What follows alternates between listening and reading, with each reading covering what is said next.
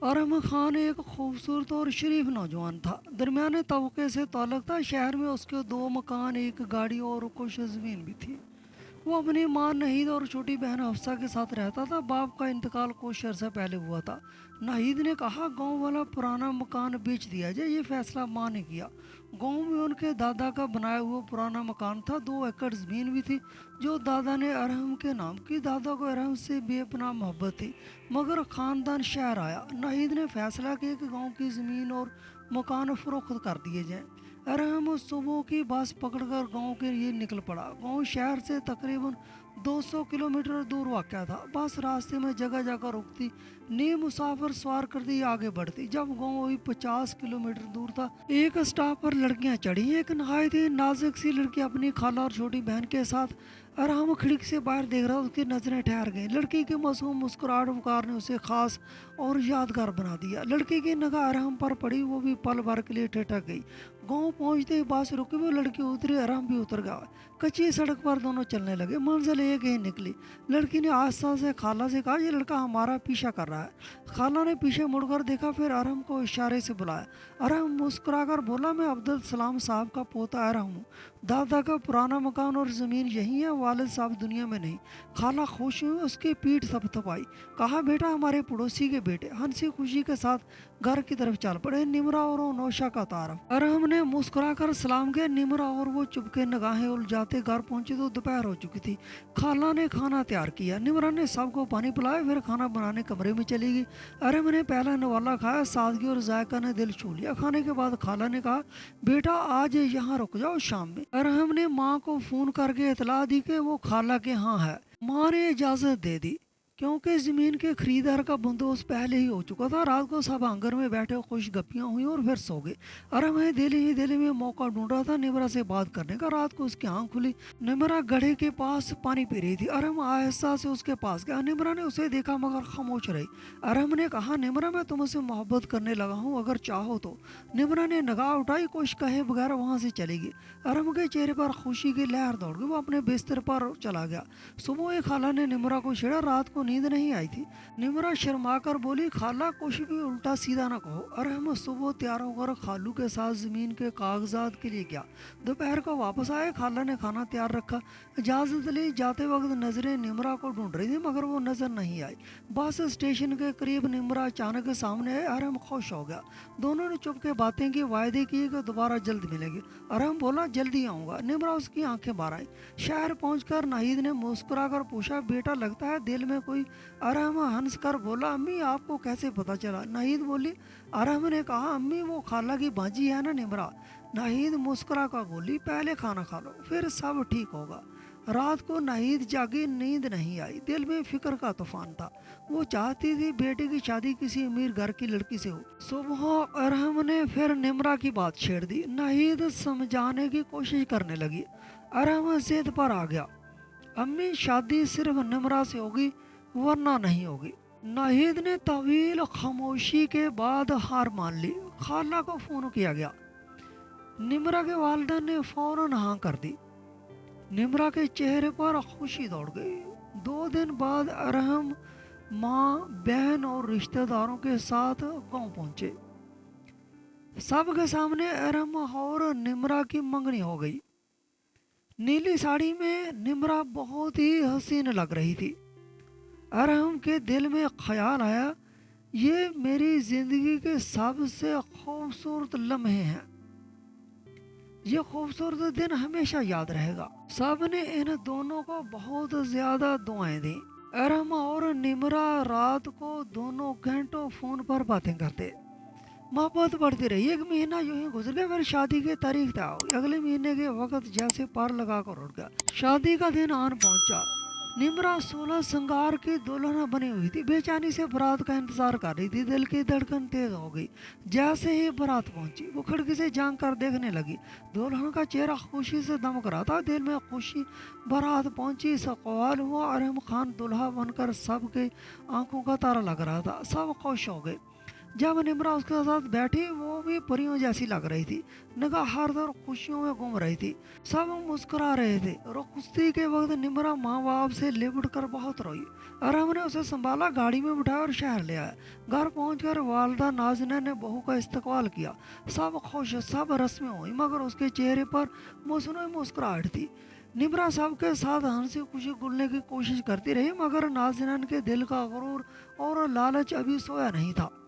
पहली रात निम्रा अपने कमरे में बैठी थी और हम बाहर मसरूफ। थोड़ी देर बाद आया। बहन हफ्सा ने शरारत से दरवाज़ा रोका और हमने मुस्कुराकर जेब से कुछ नोट निकाल कर दिए, तब जाकर उसे अंदर दाखिल होने दिया। कमरे में आया। निम्रा झिझकी हुई बैठी हुई थी, दिल जोर से धड़क रहा था।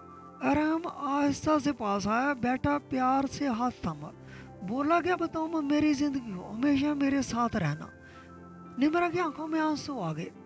बोली, तुमने मुझे इज्जत दी, दोनों की रूहें जैसे एक हो गई, प्यार गहरा हुआ। अगली सुबह 5 बजे नाज़नीन ने दरवाज़ा खटखटाया। बहुत तैयार हो।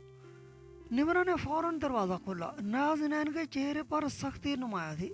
अरहम और निम्रा दोनों तैयार होकर घर वालों के साथ नाश्ता करने लगे, मगर ये सुकून ज्यादा देर तक न रहा। नाज़नीन ने फौरन काम लगाया। नाश्ता के फौरन बाद नाज़नीन ने निम्रा को बावर्ची खाने के कामों में लगा दिया और हम निम्रा को अपने पास बुलाना चाहता था, मगर नाज़नीन ने रोक दिया।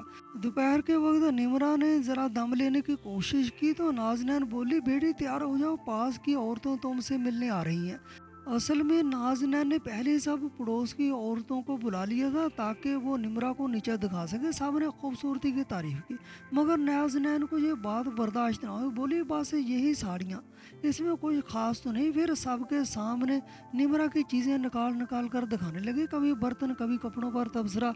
निम्रा के दिल में ये बातें चुभने लगी, मगर वो खामोश रही। मेहमानों के जाने के बाद निम्रा चुपके से कमरे में आ गई, आंसू बहाए। और हम आया तो पूछा, निम्रा क्या हुआ, क्यों रो रही हो? निम्रा बोली, कुछ नहीं, बस अम्मी की याद आ गई थी। और हमने प्यार से तसल्ली दी, उसे चुप कराया, मगर नाज़नीन ने आवाज़ दी, बहू इधर आओ, थोड़ा सा काम बाकी है, जल्दी करो। शाम को जब अरहम ने कहा, अम्मी आज हम दोनों बाहर सैर करेंगे, नाज़नीन ने सख्त लहजे में कहा, नहीं बेटा, अभी नई शादी है, लोग क्या कहेंगे, कल चले जाना। अरहम अपनी माँ की बात न टाल सका। दूसरे दिन निम्रा के मेके से खाला और अफसाएं, खुशी का मौका था। निम्रा सबको देखकर बहुत खुश हुई। थोड़ी देर बाद गांव गई। 2 दिन बाद नाज़नीन खुद निम्रा को वापस लेने चलेगी। घर वापस आकर निम्रा ये जान चुकी थी कि उसे सास पसंद नहीं करती, मगर सब्र कर रही थी। वो मेहनती और समझदार थी, घर के सारे काम वक्त से पहले कर दी, मगर नाज़नीन के दिल का बोझ कम ना हो और हर काम में कमी निकालती, आवाज़ उठाती, झिड़क देती। ये सब तब होता जब अरहम ना होता। निम्रा रात को अकेली रोती रहती। अरहम ने महसूस किया कि निम्रा खामोश और थकी थकी रहने लगी है, उसे वक्त देना चाहिए। उसने 10 दिन के लिए हनीमून का प्रोग्राम बनाया, माँ को बताया। नाज़नीन का चेहरा उतर गया। बेटा, ये फजूल खर्ची क्यों, घर में भी आराम हो सकता है। मगर अरहम अपनी बात पर कायम रहा। 3 दिन बाद दोनों रवाना हुए। बस का सफर लंबा था, मगर निम्रा के चेहरे पर खुशी की चमक थी। वो अरहम से कह रही थी, मैं ख्वाबों में भी ऐसा सफर नहीं सोच सकती। वो दोनों होटल पहुंचे, कमरे में दाखिल हुए। हवा में ठंडक खुशबू थी। 10 दिन लम्हों की तरह गुजर गए। वो दोनों हंसते खेलते, यादें बनाते घर वापस आए, मगर नाज़नीन की तुरश बातें फिर शुरू हो गई। निम्रा अंदर से टूट गए। चंद दिन बाद अरहम को कंपनी के काम से 1 महीने के लिए जाना पड़ा। जाते वक्त उसने निम्रा से वायदा किया कि मैं जल्द वापस आऊँगा, अपना ख्याल रखना, अम्मी की बात मानना। निम्रा ने हल्की सी मुस्कुराहट दी, कहा, अम्मी का ख्याल भी रखूंगी, आपकी कमी नहीं आने दूंगी। मगर जैसे ही अरहम गया, घर का माहौल बदल गया। नाज़नीन का खेल शुरू हो गया। वो बार बार निम्रा को डांटती, ताने देती। हफ्सा भी हमनवा बन गई। दोनों मिलकर निम्रा को आराम का सांस न लेने देती। अकेली पड़ गई, किसी से कुछ भी नहीं कह सकती थी। कमरे में जाकर छुप कर रो लेती। रहमो के जाने के 40 दिन बाद नाज़नीन की बहन शमाइला उनके घर आ गई। शमाइला का दिल भी लालच से भरा हुआ था। वो रोज नाज़नीन के कान भरती, बहन ये कैसी गरीब बहू तुम ले आई, ना बोलने का सलीका, ना रहने का अंदाज। मेरी नज़र में तो एक अमीर लड़की शादी पर गाड़ी और सोना भी देती है, ऐसी बहू हो तो खानदान का रुतबा बढ़ता है। ये निम्रा देहाती लड़की है। शमाइला की बातों ने नाज़नीन के दिल में जहर भर दिया, आंखों में लालच। उस दिन के बाद निम्रा पर जुल्म बढ़ गया। नाज़नीन और शमाला दोनों जालिम। माहीन के खाने पीने तक रोक टोक, हर काम पर ताना, ये क्या बनाया। माहीन सब्र के समंदर में डूबती चली गई। दिल में सिर्फ एक नाम, अरहम खान। वो सब कुछ बर्दाश्त कर रही थी कि शोर को दुख ना हो। कभी उसने अरहम से कोई शिकायत ना की, मगर शमाला का जहर बढ़ता जा रहा था। एक दिन शमाला ने नाज़नीन से कहा, ये लड़की ज़्यादा दिन तुम्हारे काबू में नहीं रहेगी, इससे पहले कुछ कर लो, वरना कल को ये तुम्हारे बेटे को मुखालफत में ले आएगी। निमरा ने ये सारी बातें दरवाजे के पीछे से सुन ली। जिस्म में लर्जा तारी होगा। उसे खौफ महसूस हुआ कि शायद ये लोग कुछ गलत करने वाले हैं, मगर फिर दिल ने कहा, नहीं, शायद मेरा वहम हो, कुछ नहीं होगा। रात का वक्त था, सब खाना खा चुके थे। निमरा खाने बैठी। नाज़नीन ने आवाज़ दी, बहू एक गिलास पानी देना, बड़ी प्यास लगी है। निमरा पानी लेने के लिए उठी। शुमाइला ने मौका पाकर जहर मिला दिया। निमरा बेखबर वापस आई, नाज़नीन को पानी दिया, फिर खुद खाने लगी। अभी पहला नवाला ही मुंह में डाला था, फ़ोन की घंटी बजी। उसने हाथ धोकर फ़ोन उठाया। दूसरी तरफ अरहम खान था। अरहम खान बोला, तुम अपना ख्याल रखना। दोनों कुछ देर मोहब्बत भरी बातें करते रही। इतने में आबदा ने बुलंद आवाज़ में कहा, बहू कितनी देर लगाओगी, खाने में सारा वक्त फ़ोन पर बातें करती रहती है, बाद में बात करना।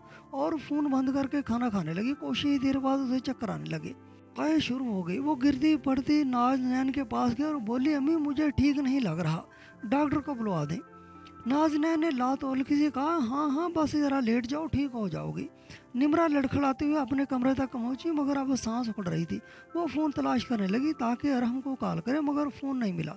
हफ्सा पहले ही छुपा चुकी थी। चंद ही मिनटों में निमरा ने तड़प तड़प कर दम तोड़ दिया। नाज़नीन और शमीम ने डरते डरते उसके जिस्म को देखा, मगर आंखों में आंसू नहीं, सिर्फ खौफ और लालच। उन्होंने निमरा के जिस्म को बड़े बैग में डाला और दफना दिया, शहर से दूर सनसना इलाके में। फ़ोन भी मिट्टी में दबा दिया। फिर दोनों घर वापस आई, जैसे ही कुछ हुआ ही ना हो। अगली सुबह तकरीबन 9 बजे अरहम खान ने निमरा को कॉल की, मगर फ़ोन स्विच ऑफ था। उसने माँ को फ़ोन किया। नाज़नीन हिचकिचाते हुए बोली, बेटा निमरा ज़रूरी काम से बाहर गई है, थोड़ी देर में बात कर लेना। अरहम बोला, अम्मी मैं कल वापस आ रहा हूँ, मुझे बता देना। शाम को जब अरहम ने दोबारा फ़ोन किया तो हैरानी हुई, इस बार निमरा के नंबर से कॉल आ रही थी। उसने फ़ोन उठाया। निमरा तुम कहाँ हो, तुम्हारा फ़ोन बंद क्यों था। निमरा की मध्यम आवाज़ आई, अरहम मैं तुम्हें बहुत याद कर रही हूँ, काश तुम मुझे अपने साथ ले जाते। इतना कह कर कॉल बंद हो गई। अरहम के दिल में अजीब सा खौफ दर्द उतर आया। अगले दिन जब वो बार बार फ़ोन करता, कभी बंद होता, कभी कॉल आती। अगले दिन अरहम वतन वापस लौट आया। शाम के करीब जब घर पहुंचा तो दरवाज़ा हफ्सा ने खोला। अंदर दाखिल होते ही माँ के गले लग गया। खाला शम्मी भी वहीं मौजूद थी। सबके चेहरों पर अजीब खामोशी। अरहम ने सलाम किया, मगर निगाहें बार बार निमरा को ढूंढ रही थी। वो कहीं दिखाई ना दी। उसने माँ से पूछा, अम्मी निमरा कहाँ है। नाज़नीन ने झूठ खड़कर बोला, बेटा निमरा की माँ की तबीयत खराब हो गई थी, वो गांव चली गई है। अरहम चौंक कर बोला, लेकिन उसने तो मुझे बताया नहीं। नाज़नीन बोली, जल्दी में गई होगी इसलिए बताना भूल गई। अरहम को तसल्ली ना हुई। रात खाने के बाद वो निमरा को कॉल करने लगा, लेकिन फ़ोन बंद था। अगले दिन उसने निमरा के वालिदैन को कॉल की, मगर किसी ने फ़ोन नहीं उठाया। नाज़नीन के दिल को ज़रा सा इत्मीनान हुआ कि झूठ फिलहाल बच गया। वो बोली, बेटा ज़्यादा फिक्र मत करो, वो ठीक ही हो गई।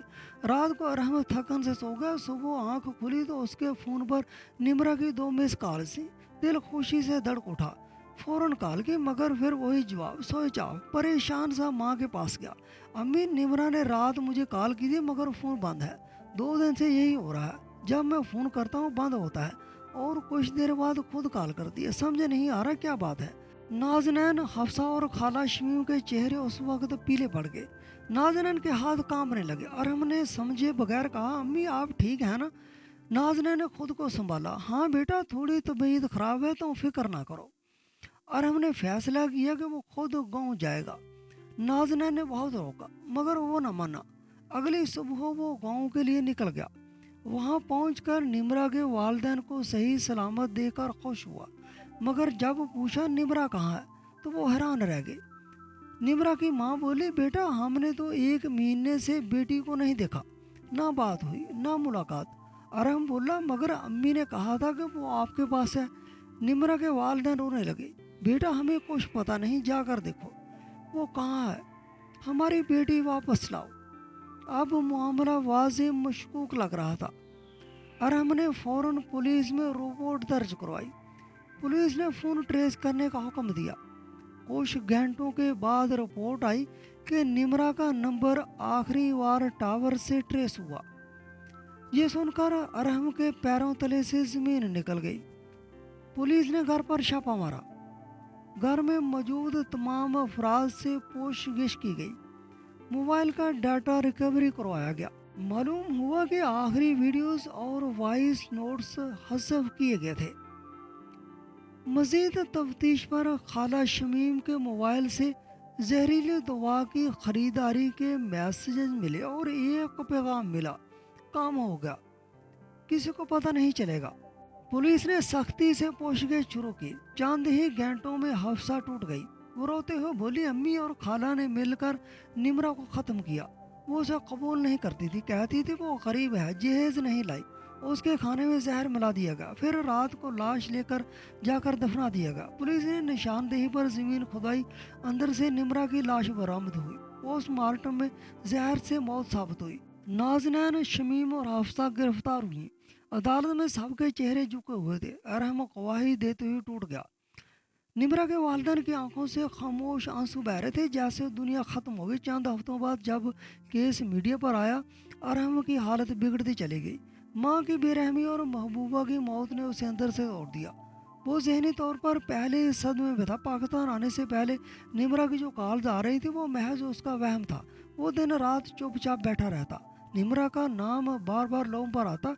एक दिन एयरपोर्ट के करीब लोगों ने एक लाश देखी। वो ट्रेन के नीचे आ गया था। जब ये खबर नाज़नीन तक पहुंची, वो चीखती हुई ज़मीन पर गिर गई। फिर दुआ के सिवा कुछ न बचा। उसके हाथों से न सिर्फ बहू बल्कि जीता जागता बेटा भी छिन गया। यही इंजाम होता है वालिदैन का, जो दौलत और जहेज के लालच में औलाद को खुशियों कुर्बान कर देते। ये कहानी सिर्फ इंजाम नहीं, सबक है। लालच इंसान को अंधा कर देता है, कभी अपना सब कुछ छीन लेता है। हम अपने ही हाथों से वो रिश्ते मिटा देते हैं जो अल्लाह ने रहमत बनाकर भेजे हैं।